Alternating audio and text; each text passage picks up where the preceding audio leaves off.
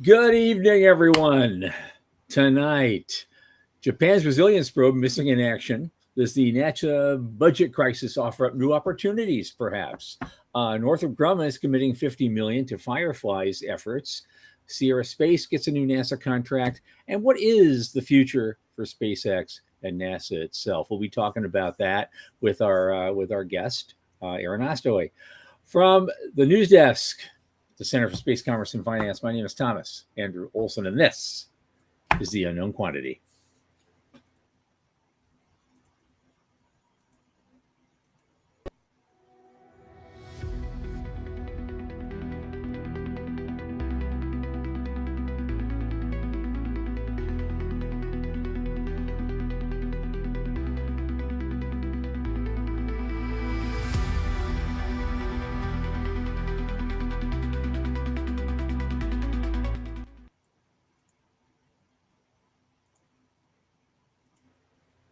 Okay, as you know, this program is sponsored by the Center for Space Commerce and Finance. And what is the center? Well, you should know this by now, but I'm going to keep repeating it until you say it with me.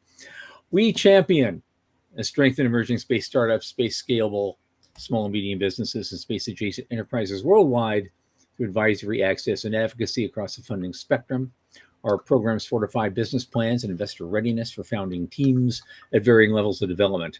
Now, a lot of our work, especially this podcast, is supported by listeners and fans like you. So if you go to the QR code at the upper left of the screen, it will take you to our donation portal. Keep helping us out. A little in the tip jar each month makes a big difference. Thanks in advance. Joining me now is one of my podcast producers, entrepreneur, one of my oldest space friends, Michael Lane from Liftport. Michael, get in here, man. Hey, how's things? Hey, I will call you Gimpy. What do I call you? You've got a major leg error going on. And what is up with you? It's no joke. I'm trying to get some better fitness going on. For January, February, and March, I've been walking just 3 miles, 3 miles a week, hanging out with my mom. She's 80 years old. But I'm like, that's not really cutting it. I've lost 20 pounds, which I'm pretty happy about. But I was like, all right, let's amplify this a little. About a month ago, I started walking 9 miles a week. There you go. With a friend of mine who's just really... He's fit, he's strong, he's 10 years younger than me, and he pushes me. And I was all into it, man. I was losing weight. I was walking fast. I was feeling good. And then I wound up in the emergency room on Monday. So I've got a brace, limping along. That's when the girlfriend is with her friend. She has a cigarette in one hand, a cocktail in the other. How did my boyfriend hurt his leg? Running for health. Here we go. Exactly. Yeah. So I'm okay, except that it's really frustrating because I'm supposed to go to ISTC in 2 weeks. Yeah. There's a bunch of stuff going on there. I've got some panels and some presentations, and I found out this morning I had another good reason to go. So I don't know where I'm standing. I'm definitely going to be in this brace for the next 2 weeks. I might be in the brace. Right now, you're not standing. That's the whole point. Yeah.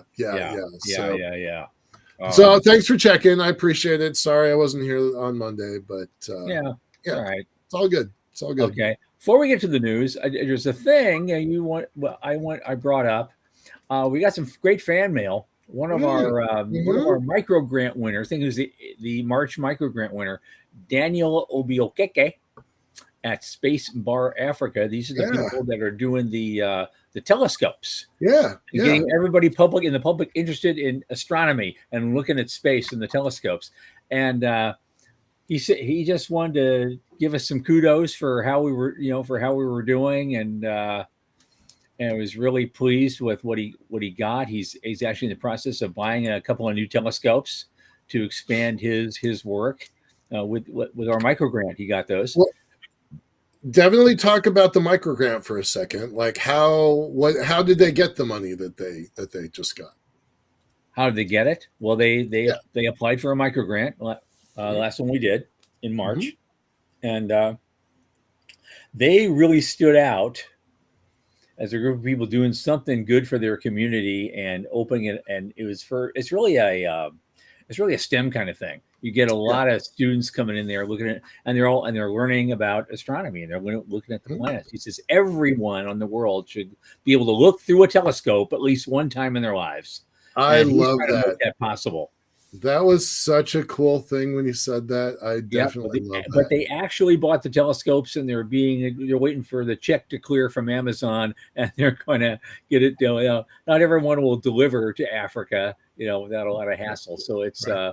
but they're expecting them. It's out there, and he just wanted to express his gratitude for all we did for them and for his team, and just said we're doing great.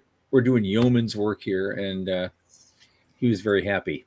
And so it's That's great to cool. have fan mail like that. I'm gonna post his actual email probably in a blog post on the center's website very soon. Mhm. These are the kinds of things we need to shout from the rooftops They are. as an This is example of the work that we do. this is why we do what we do, right? Okay. Yeah. The center's been a terrific supporter of the entrepreneurial community for a decade and a half. It's given out in $400,000 in prizes. We just found out today that we're heading off to.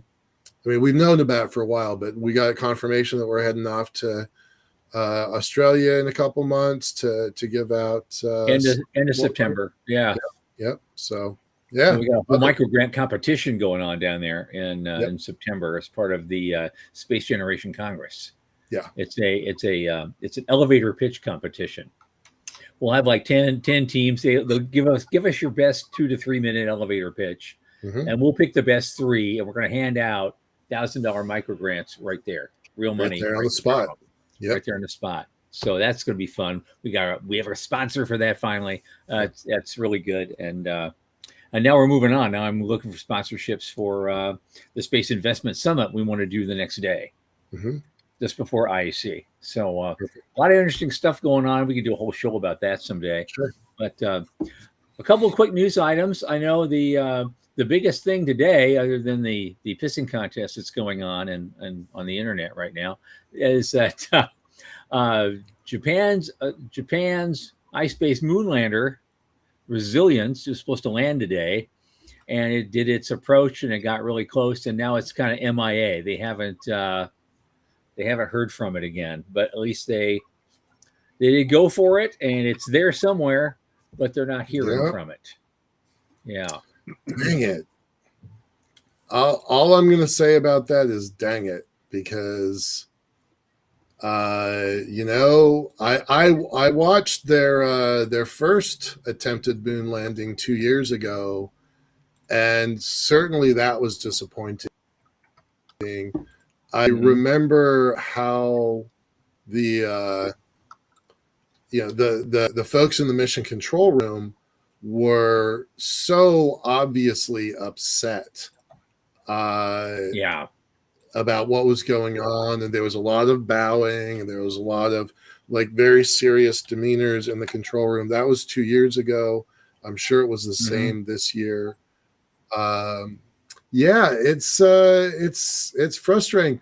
I was on a call just this morning about the failure rate of missions going to the moon, and I don't know what the current stats are, but last year they were a 45% success rate.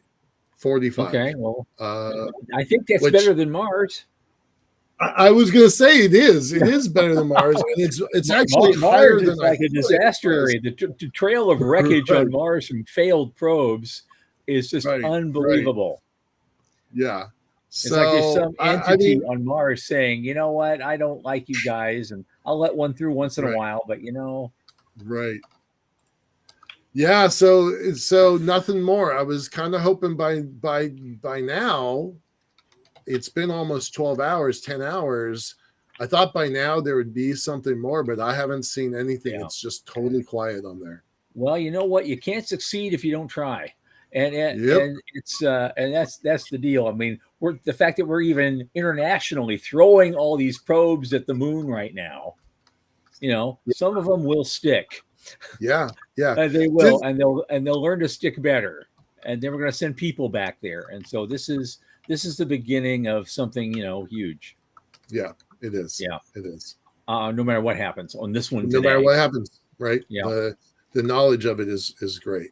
I'm going to do a couple of money things before I get into. We're going to get closer to policy thing pretty soon, and that's why we have our guest tonight. But Northrop Grumman has committed $50 million to Firefly Aerospace. Firefly's in the news again, Right. and they're going to. That's going to drive their development of the Eclipse medium launch vehicle. They're like Rocket Lab. These guys just don't stop moving. This is great. The fact that Northrop Grumman did it. Yeah. I don't know if they're going to form a partnership or there's some tech being developed that Northrop might want to acquire down the road. But I thought that was the interesting thing of note, since we're the intersection of space and money, that we got to follow the money and see what's going on. Right, exactly. I think this is really interesting. As far as I know, this is the first investment from a big prime. Now, I'm sure there's maybe something that's kind of gone under my own radar and I missed it. But this is the first launch investment. I know that Boeing and Lockheed Martin also have their own internal investment companies. Yes, they do. That's different from their internal research and development funds, IRAD funds. But this is the first one that I've seen that is, a big prime investing in a launch company. And I feel like there's a lot of mixed messages here, right? That it says, well, we're not doing what they're doing, and what they're doing is pretty interesting. So I thought I thought this was really cool. And I feel like it's the beginning of something significant, vaguely important in Tom Olson's famous phrase. Couple more things. Sierra Space also won a NASA contract to advance a lunar logistics solution. I'm not sure how much money's involved in that. There you go. But something else I wanted to throw out there. I want to make sure people see this. There's a company in China named, I think, Astron Stone.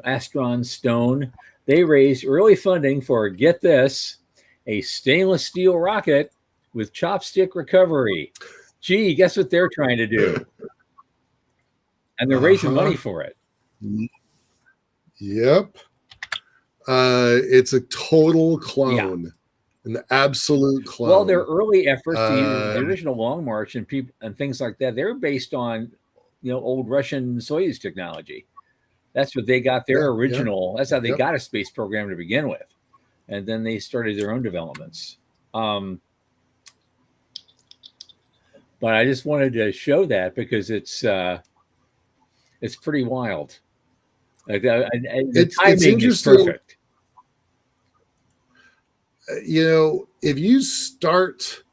If you decide that you're going to start with a chopsticks recovery system, that is a fairly bold first step, right? We just compared Firefly.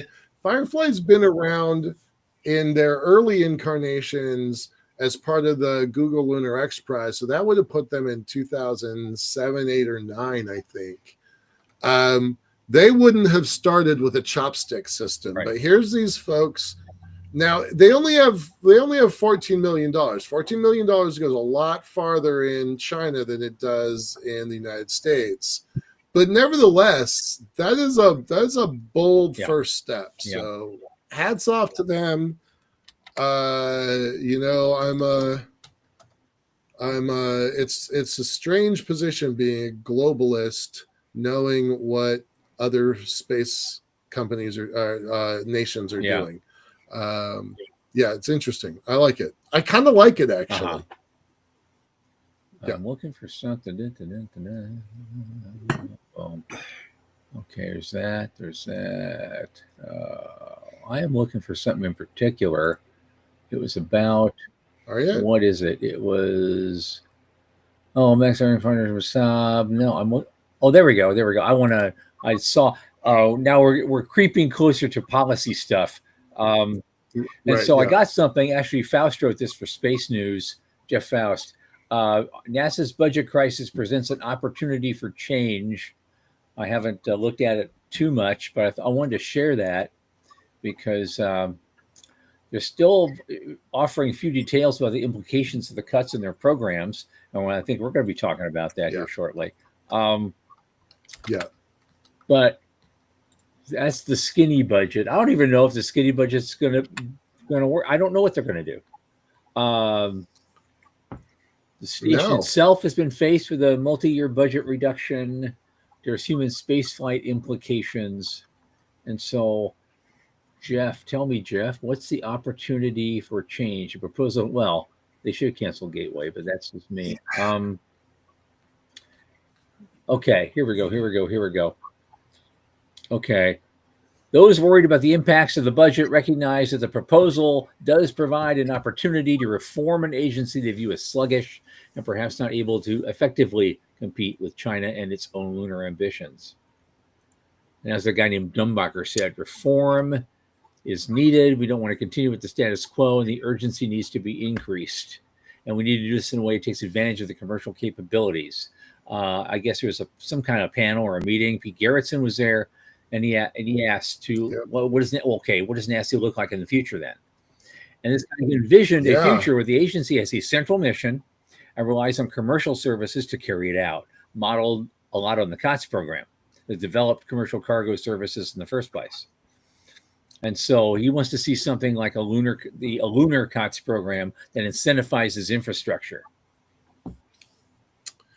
I gotta say, I love that plan. I'm a lunatic for sure. I don't love how they got to this plan. Yeah. So Yeah. right. It's a little hard to root for this one, knowing the cost of all of it. But if that's where it lands, I saw something from Isaacman, the near but not quite NASA administrator. Near but not quite. And he said that he wanted to kind of streamline some stuff. This isn't the way he would have done it, but it was going to focus on the big ideas, the big missions, the stuff only NASA can do, which I think that's a lot. But yeah, I mean, I think we have to take the situation that we're handed. Play the cards we're dealt. I don't love the cards we're dealt, but if this is what we've got, then this is a good solution. Yeah. Focus on the moon, push everything else out of the way. But I think pushing everything else out of the way is going to cost us a lot. It could. And it's not going to take very long. I don't think it's going to take two other things or two other op-eds. I just want to share them, and then we'll get to our guest here because I thought it was an interesting analysis. You guys can read this. It's about the future for SpaceX. He's kind of making the case that you keep going with Starship, it's fine, but the numbers just don't work to make it actually useful. And the Starlink's, what they talk about, is Starlink profitable? Well, the weakness is there's a large number of satellites that need to be continually replaced. There will be a Starship, but what are you going to use it for? We've only launched a Falcon Heavy a handful of times since it became available, but that goes along fine. And for medium power rockets like Ariane 6 or Falcon 9 are perfectly adequate for most uses right now. So they're almost putting a bunch of eggs into a single basket with Starship, and they're saying if he wants to actually put a million people on Mars using Starships by, let's say, the end of the century, in 70 years. We have 32 launch windows, and that means we would need to launch more than 300 Starships during each Martian window of a few weeks. Right. Now, we're impressed right now when SpaceX launches 3 Falcon 9s in 24 hours.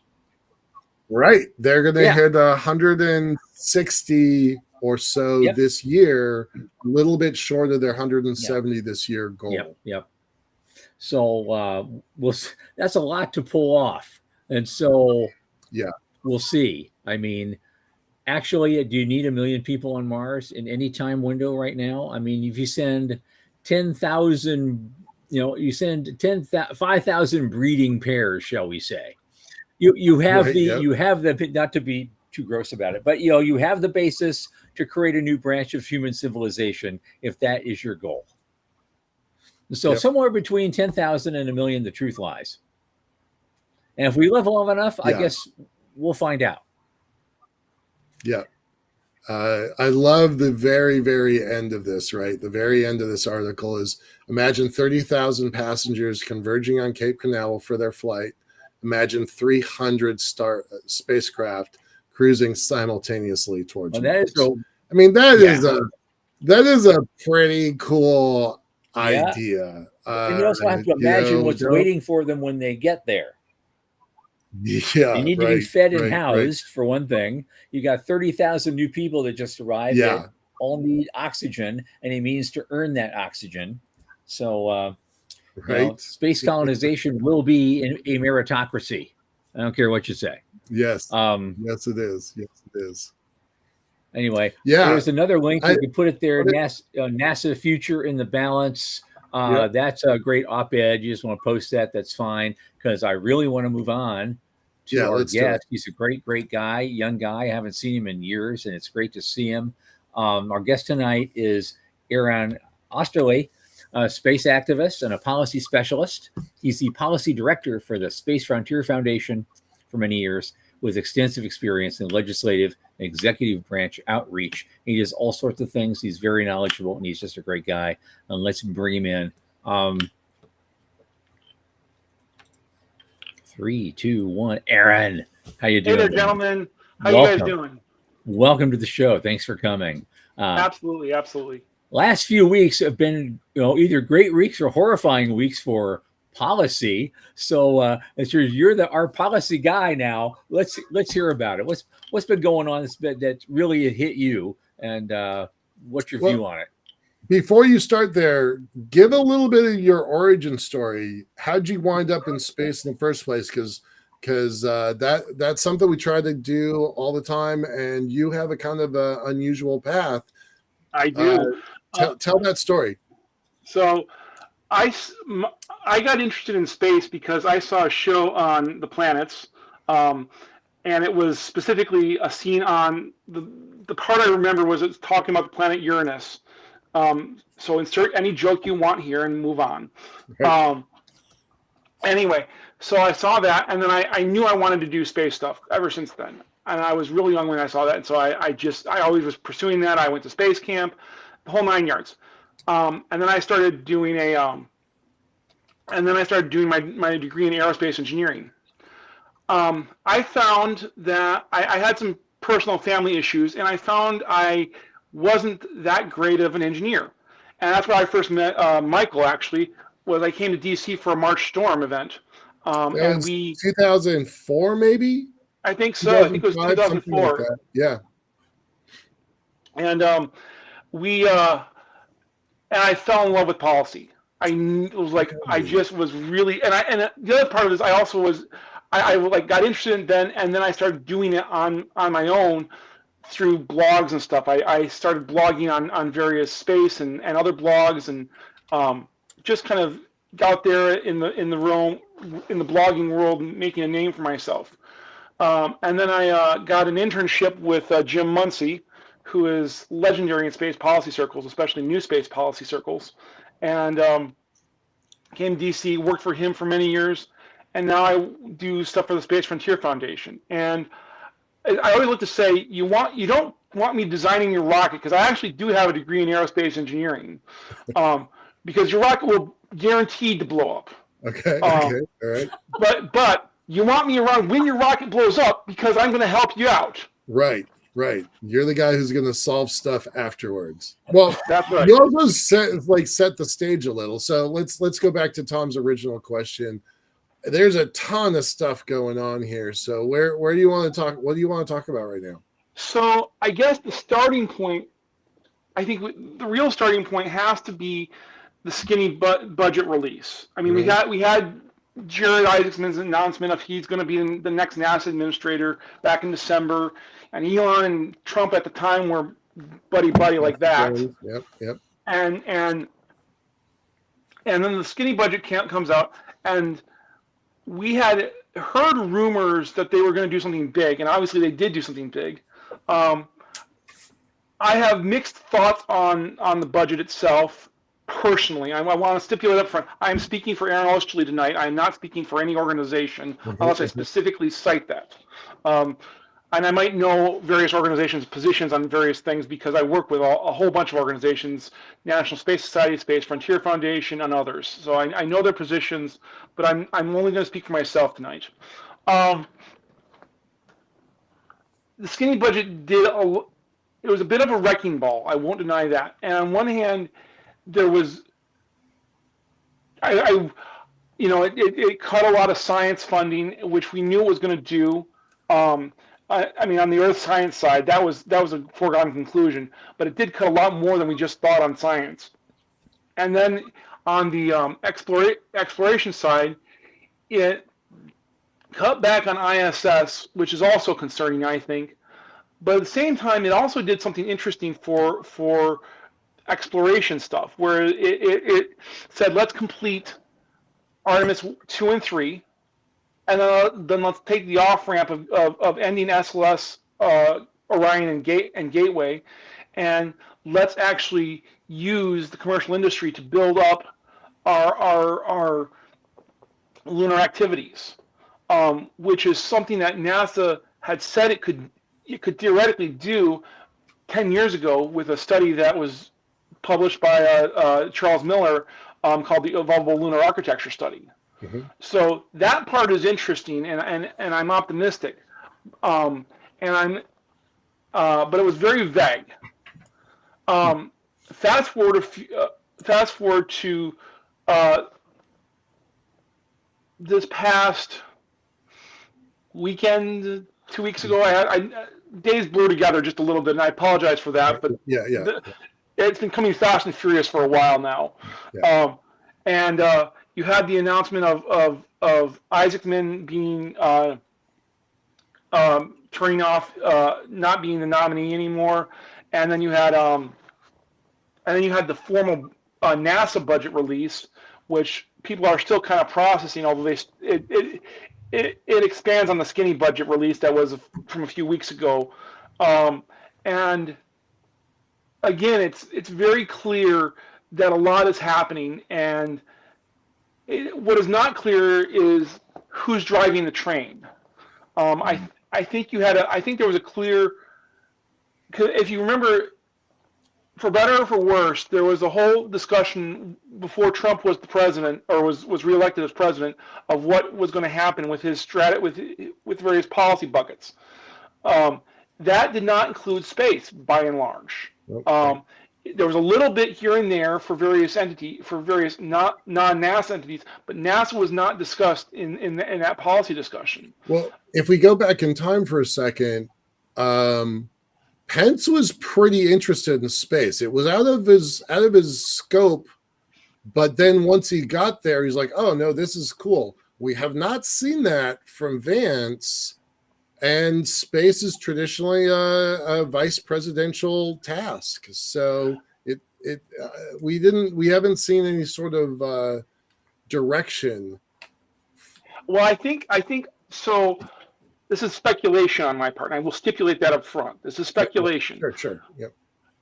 But I think what happened is they kind of said, "This is Elon's domain. Elon, you figure it out."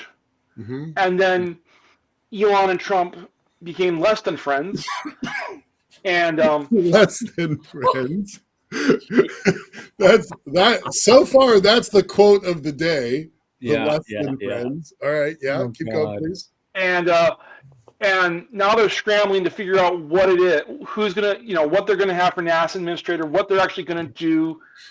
yes, there's this 25% budget cut. I think it's close to 25. It's like 23, 24 actually, but whatever. We'll say 25 for our purposes.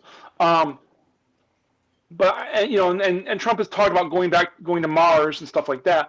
But my honest opinion is they're now scrambling to try and figure out a plan. And as I say, that's speculation, but it fits the data because they kind of, again, they kind of, I think they outsourced a lot of it to Elon and company, and then, as I say, they're less than friends, and we'll move on, and so now they're scrambling. I've heard some interesting names for National Space Council, for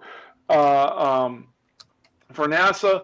I think they're all interesting, but I take none of them seriously because because anybody who claims they know they know what's going on is lying through their teeth, gentlemen.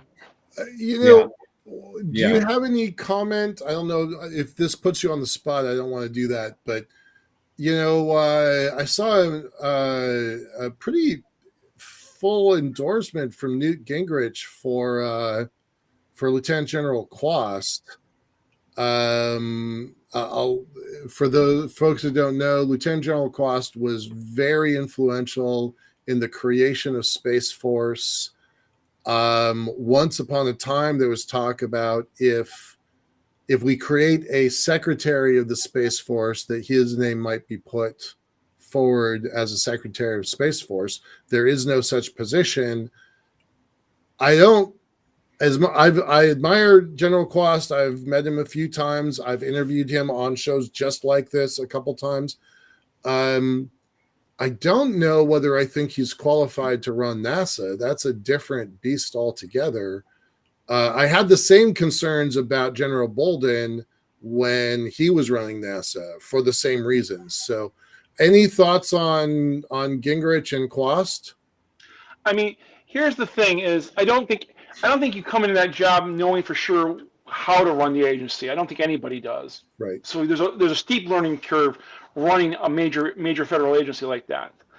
I think the real question is do you want a change agent or do you want somebody who keeps the ships afloat? You can't have both because there's too much strife in the space policy community. And there's too much going on to keep all the ships afloat versus have a change agent. They're diametrically opposed to each other. Sure. So in that respect, I think you could see Quast being, if he was actually nominated, he would make a great change agent, but he would not keep but he would be a disruptor and he would be a change agent. And that is not something that everybody's comfortable with. To your point about General Bolden, a story I've heard, I don't know if it's true, but I've heard this story that there was a point in time where President Obama was meeting with General Bolden and the rest of the team from NASA right before the 2010 budget release, where they canceled Constellation and so on and so forth. And this is kind of like the big meeting where they're presenting to the president, this is the plan, and they're expecting the president to say, yay, verily, go forward. Well, according to the story I've heard, and I, again, don't know if this is true or not, but it fits a little bit of data.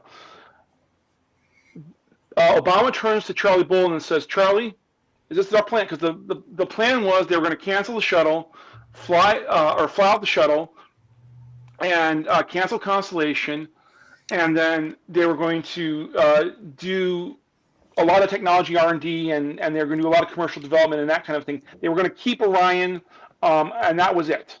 Okay. That was roughly the plan. And they were going to do commercial crew and that kind of a thing. He turns to Bolden, Obama does, and says, Charlie, is this what we want? Looking for a final justification. And Charlie says, and again, this is what I've heard, I don't know if it's true, it said that he said, well, I want to do this, but I also want to do Constellation. Okay. Wow. Mixed message. And yeah. And so Obama's like, I thought we had this all figured out, guys. You need to go figure this out. Right. And so it became and it became a big mess, and the resulting 2010 budget that we got was what we got, and the agreement we got was what we got, and so on and so forth. But that's the point is, do you want to change agent? And the other side of this coin is how much political capital is the president willing to spend to get a change agent in there? Mm-hmm.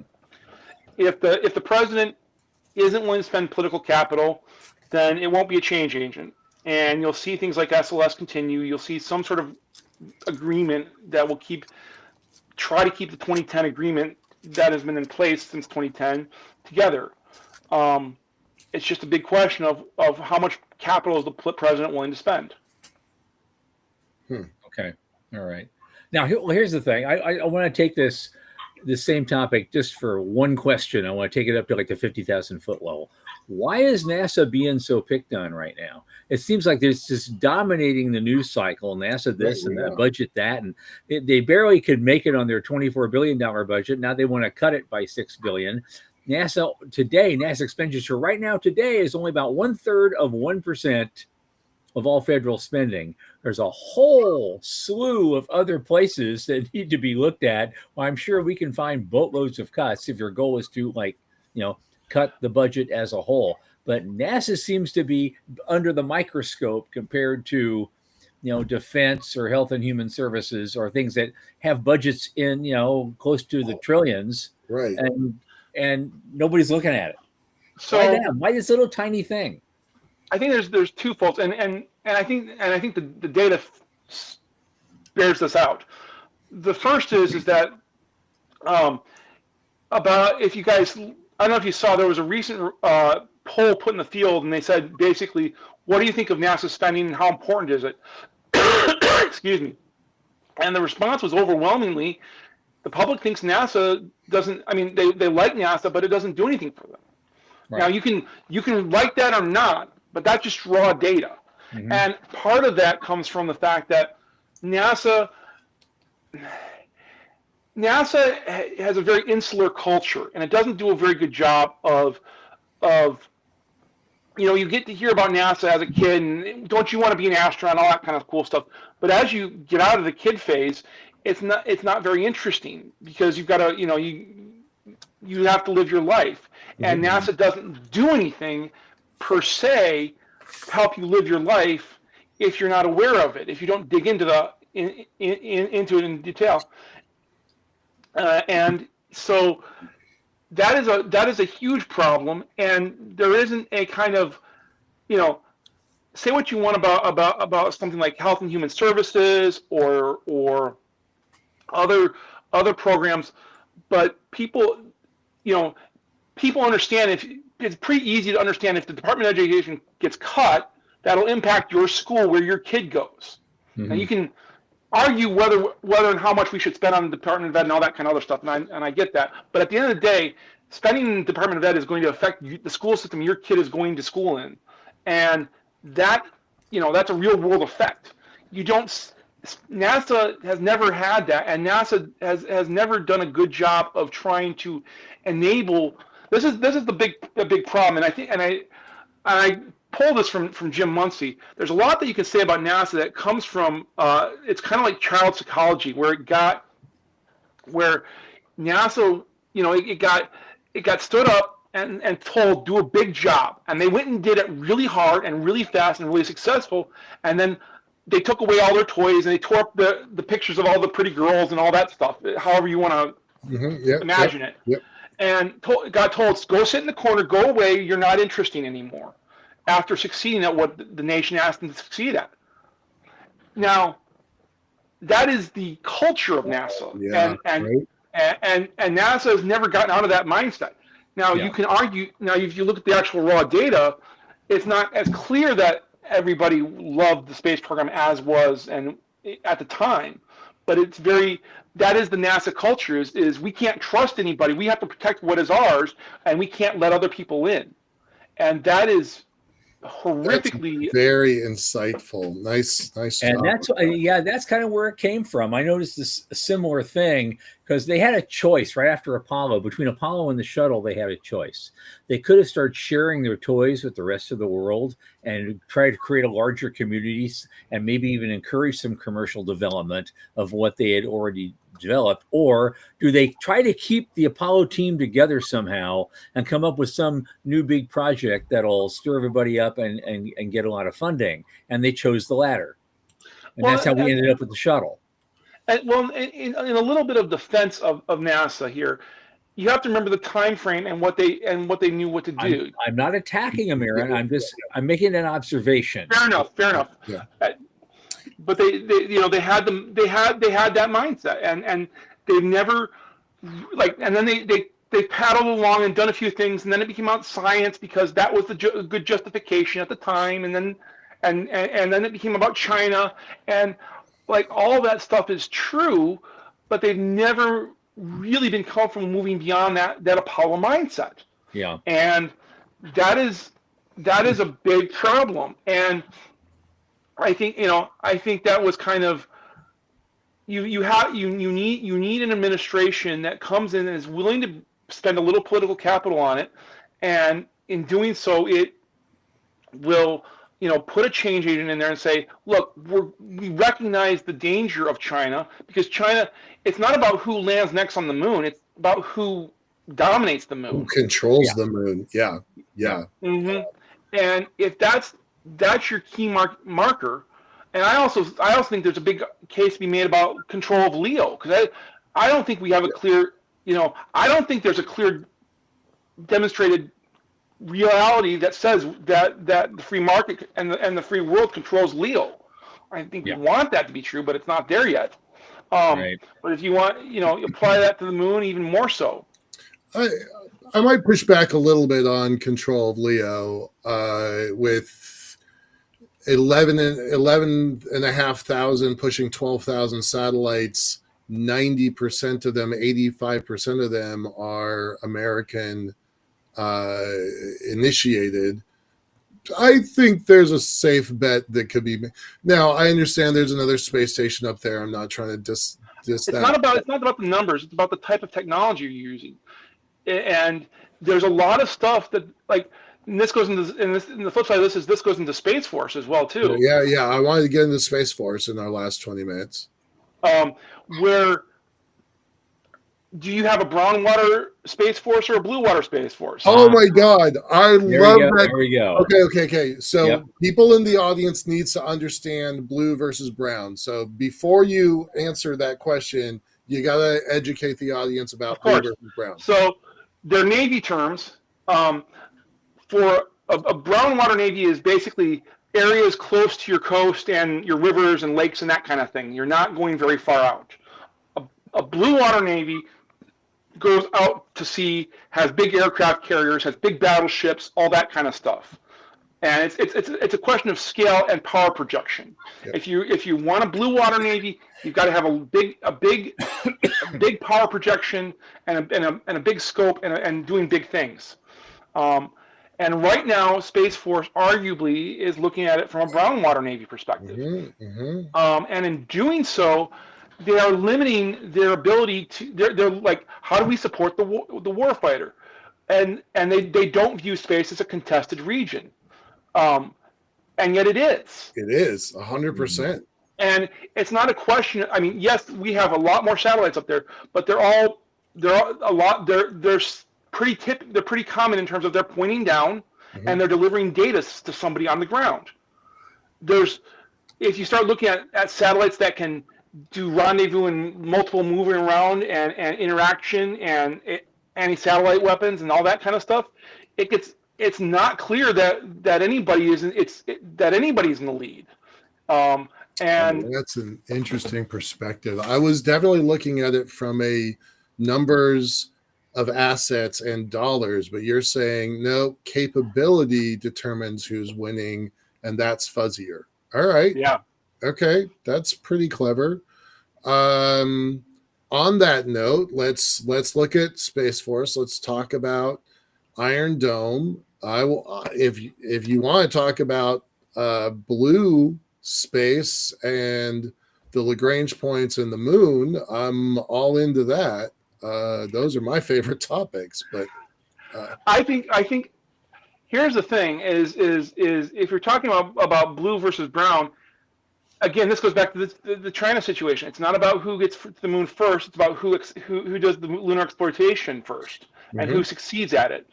And China has made, arguably, it's what's impressive about China is not their landers. I mean, their landers are impressive from a technical standpoint, but from a strategic standpoint, what makes it much more interesting is their communication satellite they have at is it L2 they have L2, it at? L2, yep. And that means they have full access to the whole lunar landscape to communicate with all their probes. Yep, we do not have that. Let's let that point sink in for a second. We know what's happening on the near side of the moon. We do not know, except we have one little orbiter going around, we do not know what's happening on the far side of the moon. And I was in Colorado Springs. You can connect the dots there where you like. I was in Colorado Springs the week that China landed on the moon in 2019.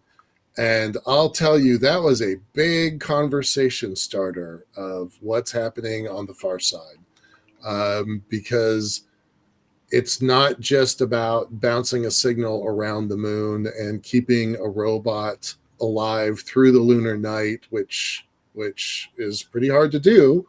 They have some capabilities that they're demonstrating on the moon that we do not demonstrate yet. So, yeah, that I didn't think that the Leo was contested. You've made me think about that a little bit more, but I definitely felt like the moon is contested. So, I mean, this is the point. Is this it's really it's always been about capabilities. And what's actually interesting, and I posed this question. I'm doing my master's program right now at University of North Dakota. We were just talking about UND just like an hour ago. Good, cool. Interesting. Congrats. Anyway, thank you. What's interesting is if you go back about 10 to 15 years, China's marching along. China's space program is not what it is now. It was kind of marching along very stately, doing a few things here and there, growing slowly, but it was not consistently. Yep. It was growing consistently, but it wasn't exactly exploding. And now they're exploding. And I often wonder why did they change? And here's the interesting question that I come to. The obvious thing they changed was the SpaceX revolution. You can call it the SpaceX revolution or the commercial space revolution or whatever you want to call it. Don't care. Yep. But it was companies like Planet Labs and SpaceX and Rocket Labs, all those companies that broke open the mold for doing space at a much cheaper rate. And China realized that if they wanted to compete on the space frontier, they had to do so at an economic level, and that meant they had to lower costs and do a lot more things and be a lot more aggressive. We haven't figured that out yet, or we haven't fully figured that out yet. So they have learned our lesson that we did, and the question is did they react to that, or did they always know? And I think they reacted to it. That's my personal opinion, but I don't know. Yeah. No, I definitely think it was reactionary. I mean, the article tonight, the copycat of the chopsticks. Yeah, I definitely think it was reactionary, and they might complain about multi constellations that total 40,000 assets in the sky because they're late to the table, but they are not late to the table on the moon. And there's a lot of areas they're looking at doing, and there's a I don't know if you guys have ever had her on the show, Namrata Goswami. I've had her on different shows, not on this one. She's terrific. She is terrific, and she can talk all about China to no end. And she has said, except for one thing, China tends to hit its mark on a yearly basis of what they say they're going to do, and now they're saying they're going to do some really big things going forward. Excuse me. There is reason to be concerned. Yeah. But again, that comes back to, if you're gonna go out there and try and do big things, you've got to have the change agent, and you've got to be prepared to spend the capital on it. And I mean that both monetarily and political capital. Yep. So, and it just go ahead. Well, I was going to ask you, what are your thoughts on Golden Dome? Was Iron Dome for about 5 minutes, then turned into Golden Dome. And we only have about 10 minutes, so I've got 2 other questions after that. So short answer, if you don't mind. I'm not hugely involved in Golden Dome. I'm a little skeptical of it, but it's not from a technical standpoint. But I'm not like it can't be done. I think it's more an issue of, is everybody going to agree to it, and are we prepared to pay the cost for it? And I don't have that. I don't know, because it's there's going to be a lot of pushback from a number of places about it, and it's not going to be cheap. No. Whether you're for it or against it, it's not going to be cheap. Right, None of this stuff is. Right. So, I that's about as far as I'm going to go on Golden Dome. Okay. All right. Just back to the skinny budget one last time. I wanted to get an idea of, where do you think that's going? Will it be approved? Will stuff get put back in later in another bill, and they'll get some of the science back? I mean, where do you think this is going? The short version is, I think some amount of it will be put back, but I think this is a negotiation between the administration and the Congress. Mm-hmm. And it'll be interesting to see what happens. I don't have an answer beyond that. Okay. I'd love to be able to say I know what's going to happen, but I'd be lying. Well, that sounds kind of like Trump's negotiation style. He always puts a stake in the ground way out there and gets everybody to scream at him. And then he kind of dials it back and dials it back and dials it back and dials it back. And then when you finally get to a reasonable agreement of some kind, that's basically probably most of the time that's what he wanted to begin with. And that's how I saw him behave 18 years I lived in New York, is that he was a fact of life. And he was always doing stuff like that. So he just carried that forward into his presidency, and he's trying to do the same thing. Could very well be. Could very well be. I see that Doug Plata had a question. If do you want me to read that, or should I just respond to it? Yeah, I'll read it. You respond. Well, here in about 2013, your position was that nothing, any permanent development on the moon or Mars should wait until after LEO developed profitable infrastructure. Obviously, Elon never held that view. Do you still believe your previous position? The short answer is I still believe that for Mars. I think Mars should wait, and I don't think there's a big reason to rush to Mars. I think that's stupid. I've seen enough where we should do something on the moon, but I still maintain that we cannot forget about LEO. I'm not opposed to doing something on the moon, but I think the real play is going to be who makes LEO profitable for things beyond communication, observation, Earth observation, and that kind of thing. Yeah. So I think the real battle will be in LEO. There will be some battles on the moon, but I think the real battle is going to be in LEO, just because I think again, this goes back to the capabilities situation. What can you do in LEO, and how can that disrupt what you want to do on the ground? Would you count yourself as a blue or brown if you were kind of forced to make a choice? I'm a blue water guy at heart. I will admit that. Okay. Because I just think because that was kind of a brown water answer, so I was surprised by that. It's more an issue of, are your capabilities purely for the warfighter, or are you contesting the regions of space? Right. And I don't limit it to just lunar surface. That's the key thing. It's also about Lagrange points. It's also about it's the whole CisLunar economy. Yeah, I'm you know me, I'm all about the L1 point and the lunar elevator, and indeed I do. That L1 point I think is the most valuable real estate in the solar system, and I'm seriously betting my career on it. So I have some reasons. All right, let me switch gears. We only have about 6 minutes left. We have what we call the producer's question, which is pull out your crystal ball imagine 25 years into the future, you know, you're kind of doddering, you're kind of out of your, maybe somebody's changing your diaper, you're out of the space picture, right? I know I I'm really not going to wish be that way. I'm going to be healthy as a horse. What are you talking about? I'll be 96. But I imagine just 5 years out where like you've still got a major active role in this industry. How are you trying to shape the next 5 years? And then what are the results of that 25 years out? So where I am in 5 years is I want to see a healthy space economy that is pushing towards new capabilities, new developments, and that kind of a thing. That's a little vague, I know. But in the context of space policy, That's too vague. I know. I'm going to come to that. Where I want to see is I want to see the change agent happen within NASA and within our space policy community, because to a certain degree, space policy is still dominated by the Apollo generation, who know how to do Apollo and they don't know how to do anything else. Mm-hmm. That is changing, but it's not fully changed yet, as we saw under the Biden administration. I'm going to tiptoe into this a little carefully, but there was an interesting policy piece by Mary Gunther, who basically said one political party has kind of given up its role in space leadership, and it needs to reestablish that role.